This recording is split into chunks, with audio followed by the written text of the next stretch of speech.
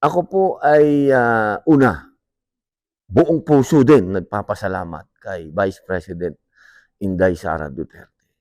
Sapagkat sa kanya po natin nakikita na ginagawa po niya ang trabaho niya bilang Vice Presidente. Ano po ba yon? Dalawin, ikutin, puntahan ang lahat ng mga OFW sa lahat ng sulok ng mundo. Alam naman po natin na ating mga OFW, sila po ang bumubuhay ng ating ekonomiya.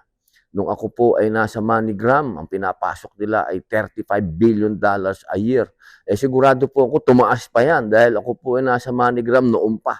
Kaya ho, kung ang ating Vice Presidente ay pumupunta po dyan at niyayakap ang ating mga kababayan, ibig sabihin pagpapasalamat po yun. At ganun din po ang mga OFW kapag niyayakap din nila ang ating Vice Presidente, yun po ay pagpapasalamat din sa kanila. Siyempre ho, ano ho yan eh, bigayan, yung bang pagmamahalan, no? Nagbibigay ng pag-asa ang ating Vice Presidente. Ganon din ang mga OFW, nagbibigay din ng pag-asa sa ating Vice Presidente. Nandyan sila, nandyan ang ating VP. Kaya maraming salamat.